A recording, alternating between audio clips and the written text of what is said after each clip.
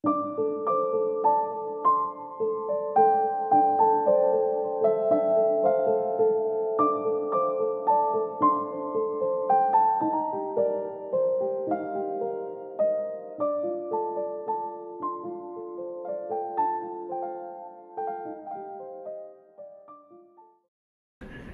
के इस कार्यक्रम में मंच पर उपस्थित जम्मू कश्मीर वक्फ बोर्ड के अध्यक्ष डॉक्टर दक्षिणा अंद्राबी जी, सम्माननीय विधायक विक्रम रंधावा जी, श्री सतीश शर्मा जी, जम्मू कश्मीर संघ राज्य क्षेत्र के मुख्य सचिव श्री अटल डुल्लू जी, प्रमुख सचिव संस्कृति श्री वीएम शर्मा जी,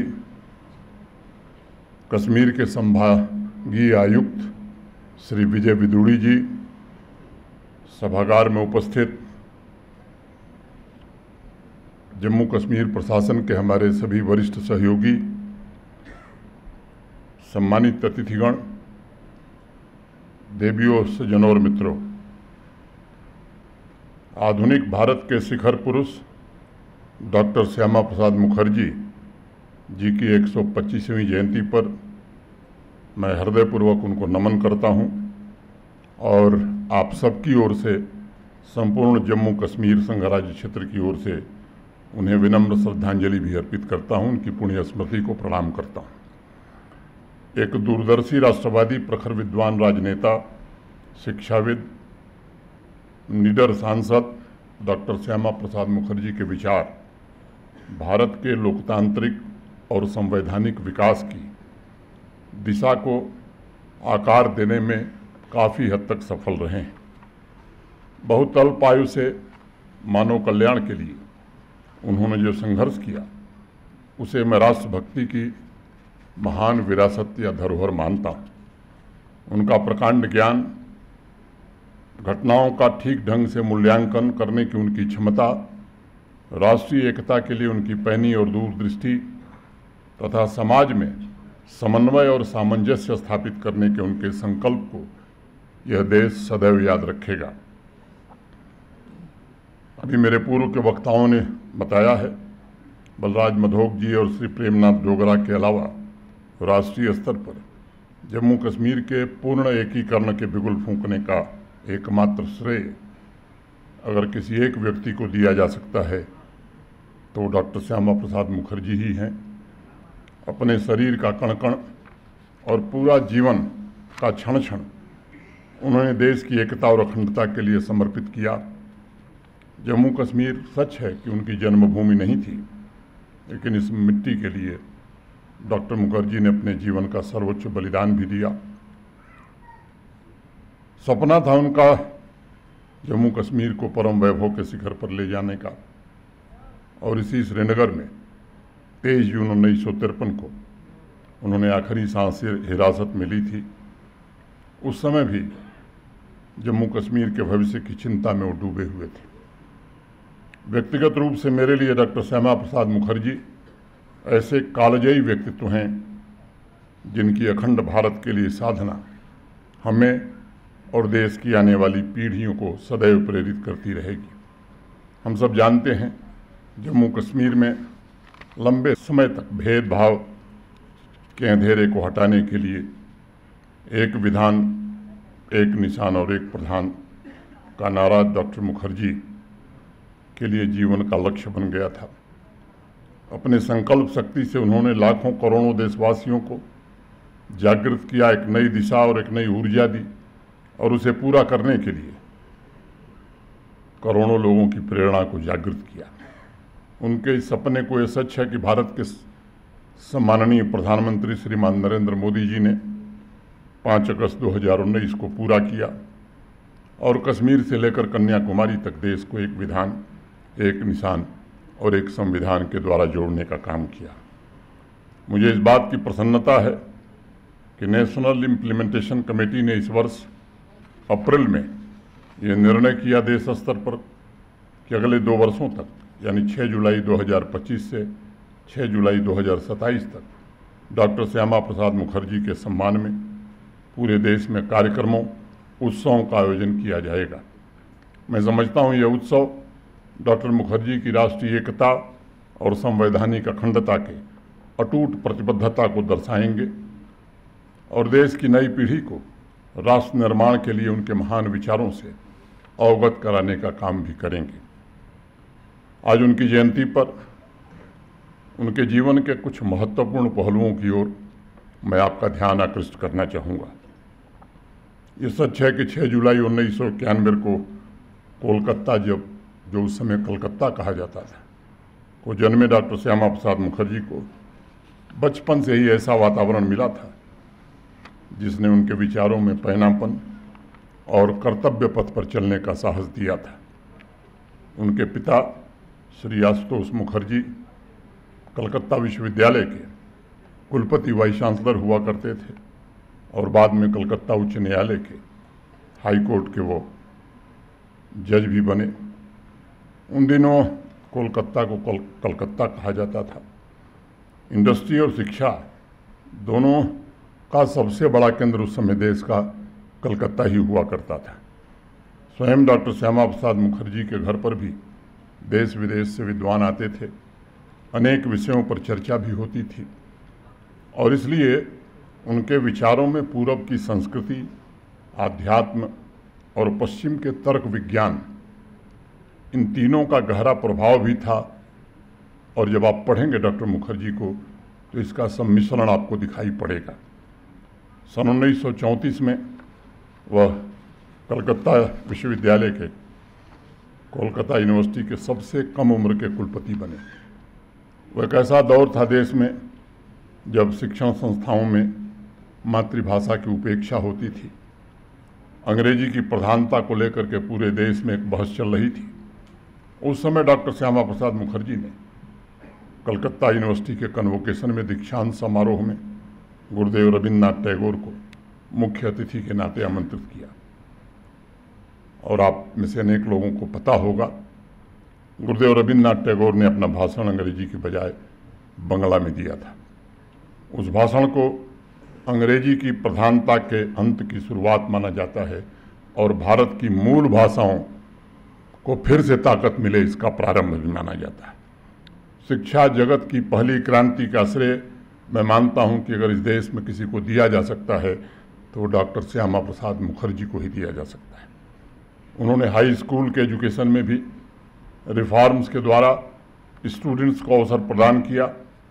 अपनी पसंद के सब्जेक्ट बच्चे पढ़ सकें।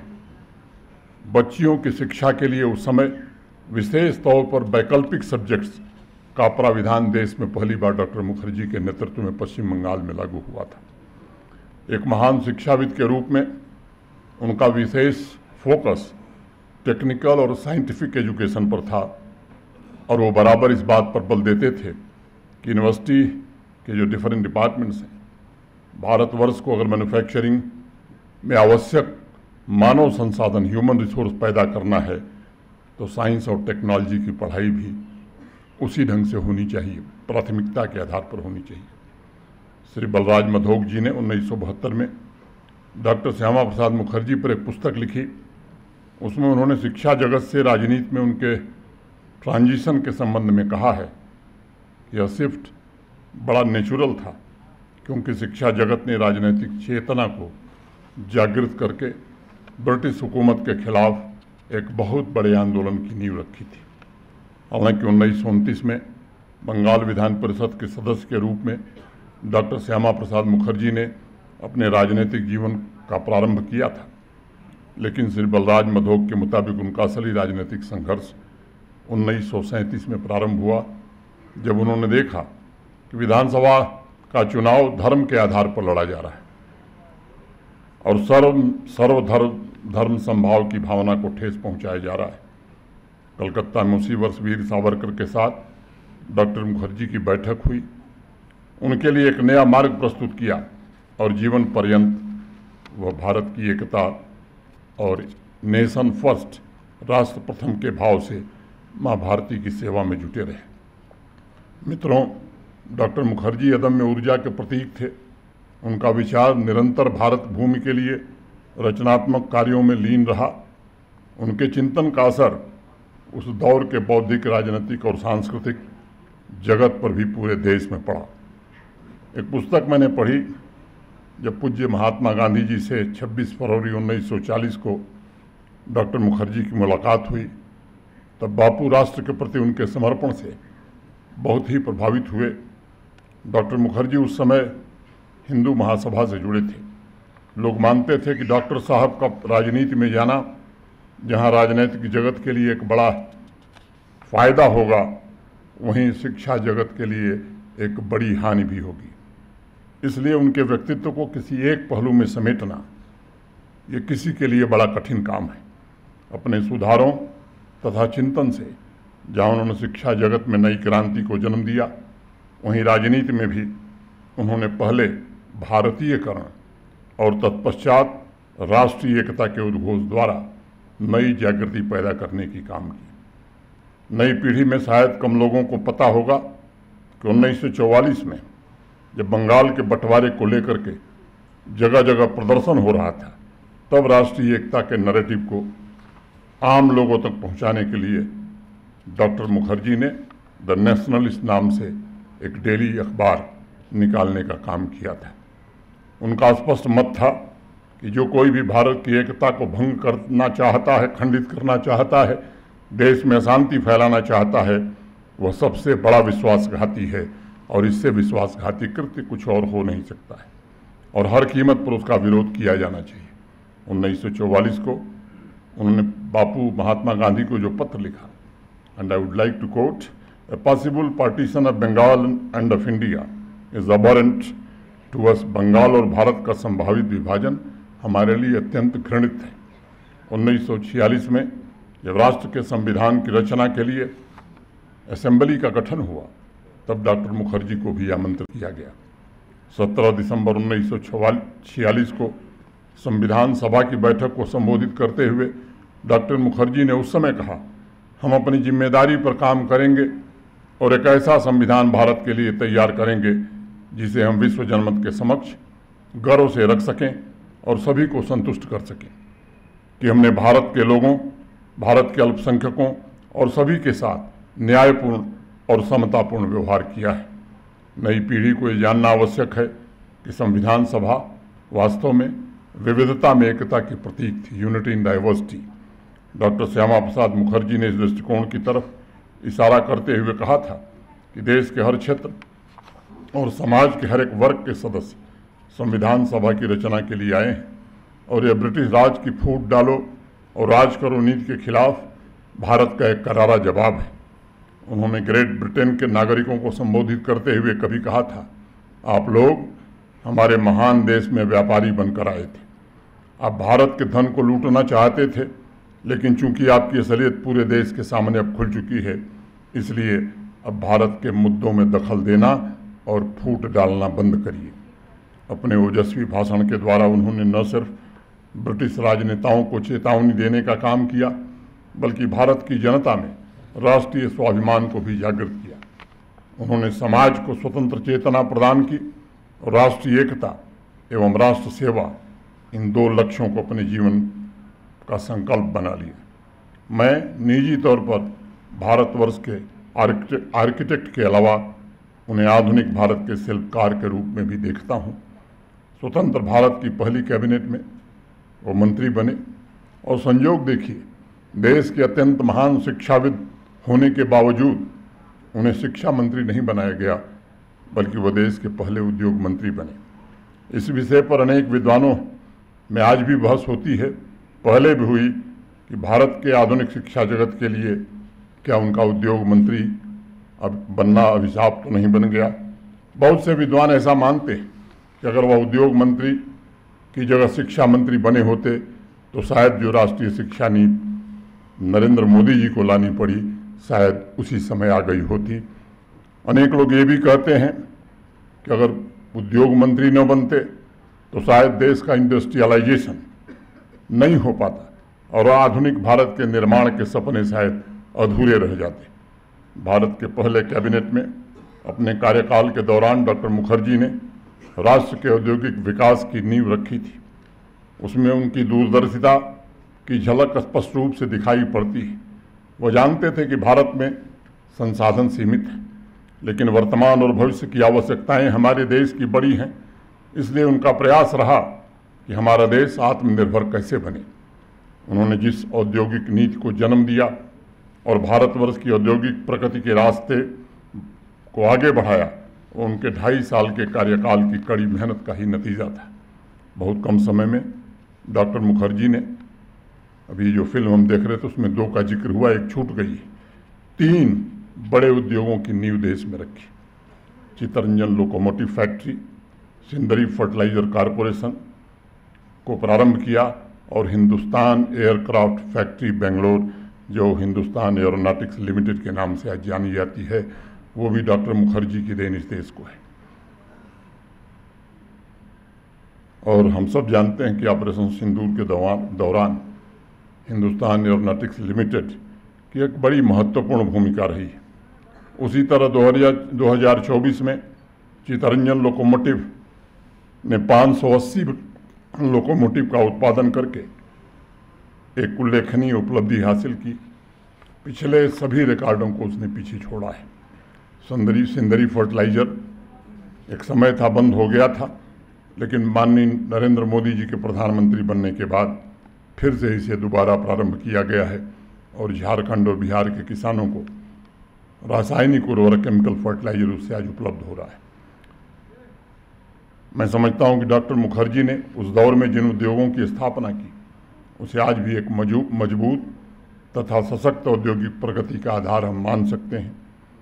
हमको पता है कि उस दौर में प्राइवेट इंडस्ट्रीज देश के कुछ परिवारों तक सीमित थी। नियम इतने सख्त थे कि नए उद्यमियों के लिए बिजनेस में आना बड़ा मुश्किल लगता था।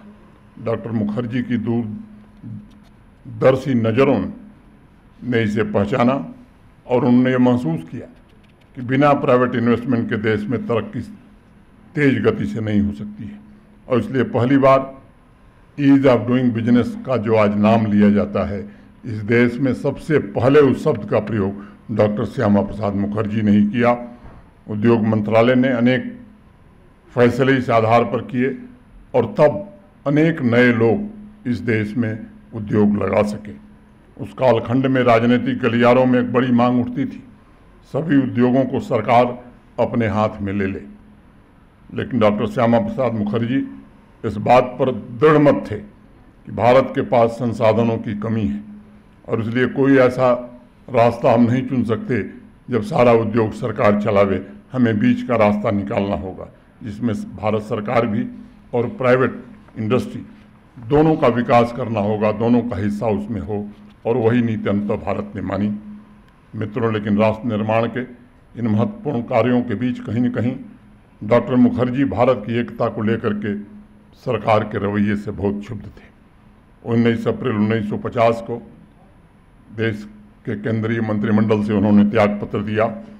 उन्होंने संसद में स्पष्ट तौर पर यह बात रखी कि वो उस मंत्रिमंडल में कभी नहीं रह सकते जिसकी नीतियों से वो सहमत नहीं है।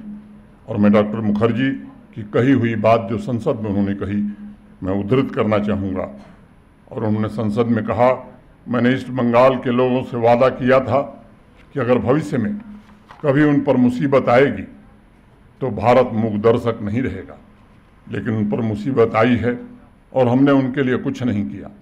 भारत की स्वाधीनता के संघर्ष की यात्रा में जिन्होंने हंसते हंसते फांसी के फंदे को चूमा था, उनके परिवारों को जुल्म से बचाने के लिए हम कुछ नहीं कर सके। मैंने उनसे रक्षा का जो वादा किया था, मैं उसे पूरा नहीं कर पाया और इसलिए इस सरकार के साथ रहने का नैतिक अधिकार मैंने खो दिया है और अब सरकार से मैं इस्तीफा देता हूँ। संसद में दिया हुआ उनका यह वक्तव्य इंगित करता है कि लोगों की रक्षा न कर पाने की टीस उनके अंदर गहरी थी और इसलिए उन्होंने कैबिनेट पोजीशन को ठोकर मारी। अपने जीवन के आखिरी 15 महीने डॉक्टर मुखर्जी ने जम्मू कश्मीर के भारत के साथ पूर्ण विलय के लिए दिए। उनका मानना था कि राष्ट्र हित के कार्यों में सरकार और विपक्ष के बीच सहयोग के लिए हमेशा जगह रहती है और उन दोनों को मिलकर के आम नागरिकों की सेवा और विकास के लिए मिलकर काम करना चाहिए। आपस में छोटे मोटे विवादों से बचना चाहिए। उन्होंने सदन को बताया था कि जम्मू कश्मीर के मामले में उस समय के भारत की सरकार का मौलिक दृष्टिकोण राष्ट्र की एकता की विचारधारा से मेल नहीं खाता है। मंत्रिमंडल से त्याग पत्र देने के बाद तो वो तुरंत जम्मू कश्मीर आए थे। इसका विवरण उन्होंने अभी मेरे पूर्व के वक्ताओं ने दिया। नेताओं और आम जनता से मिले भी।